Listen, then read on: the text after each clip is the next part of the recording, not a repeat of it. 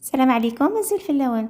اليوم ان شاء الله نكمل معاكم اخر نوع من سلسله الصابلي. سبق لي وين حطيت لكم 3 انواع، وهذا النوع الرابع تاع صابلي الورقه. لقيت القطاعه تاعو صراحه جاني بزاف شباب، ظريف وماشي كبير مقارنه مع تاع لي باركيت، وهذا عجبني. درت له لو فوغاج بالجوز والكراميل، جا بزاف بنين. وثاني درت له لاباط تارتيني تاع شوكولا بلون، جات فريمون روعه. هذا هو الديكوبوار اللي قلت لكم عليه. نروح نشكل ديريكتومون على العجينه. الوصفه مكتوبه في صندوق الوصف وبالتفصيل في فيديو صبلي الورده، هكا باش ما يجيكمش الفيديو طويل. ذوبت الشوكولا وحطيتها على لا في دو ترانسفير تاع الورقه، وما تنسوش لا تيج تاعها باسكو انايا قريب ما نسيتهم.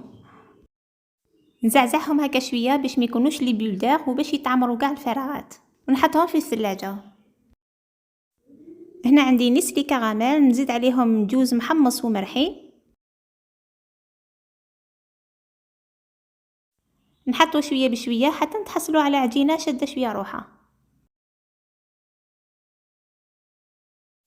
لي صابلي تاوعي طابو، شوفوا كيفاش جاو تحفه. والكاكاو لاباط تاع الكاكاو ما تخليوهاش طيب بزاف كيما البيضه سينو تجي ناشفه. هنايا حنعمر بلا بوشادو جو بريفير هذيك الكراميل والجوز، وفي الوسط نعمرهم بلا باتا تارتيني شوكولا بلون. هنا عمروها مليح باش طبقه تاع الشوكولا والكراميل يبانو مليح. كوم توجور نحيو هذيك زياده باش تجيني لا فينيسيون شابه. نزيد لا دوزيام كيف نفس الشيء نعمرها، نحط عليها صابلي واحده اخرى وشنو نحطوها ا لونفير، لازم تقلبوها باش تجي معاها كومباتيبل. نكمل كاع هاد لي صابلي بهذه الطريقه ونحطوهم في الثلاجه يبردوا، ومن بعد نروحوا للكلاصاج. هنا دوت شوكولا نوار ومع شويه زيت، ما تكتروش بزاف الزيت، ولا الحال بارد معليش تنشف، وبصح ولا الحال سخون دو بريفيرونس ما ديروش كاع الزيت. هنا نعمرهم مليح بالشوكولا، نستقطرها ونحطوها ديريكتومون سور ان تابي سيليكون، نمشيوها باش ما يكونش عندنا ليكسي بزاف في لي بوردور.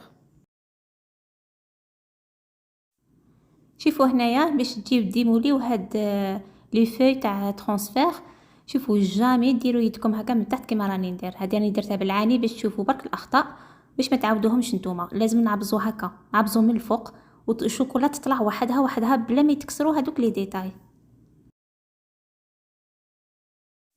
ها نزيدو لا دوزيام، نعبزو كونتر لو بلان دو طرافاي ما تطلع وحدها. هادوك لي ديتاي صغار ما يتكسروش، سيرتو هاد لي فوي ما جاوش خشان بزاف، جاو رقاق. هنا الشوكولا تاعي بردت بيان، دوك نحط لها شويه برك هكا نقطه تاع شوكولا، ونحط عليها لا في دو ترانسفير وتجيني بهذا الشكل.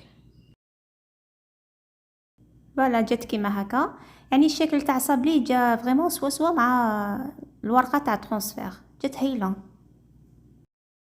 وفي النهاية هذه هي النتيجة تاع صابلي الورقة، جات بزاف شابة بزاف تحفة، محشية بالجوز والكراميل، فريمون بنة خيالية، هايلة. هذه تعجب الكبار والصغار، محبين الشوكولا يدخلوا كاع في هذا الفيديو. وصفة بزاف سهلة ما تحتاج بزاف لي ديتاي، يعني تحضريها رابيد وبزاف بريزونطابل، يعني بيناتنا الشكل تاعها فريمون جا بزاف شباب. الصورة واضحة نورمالمون منا تبان لكم بنينة.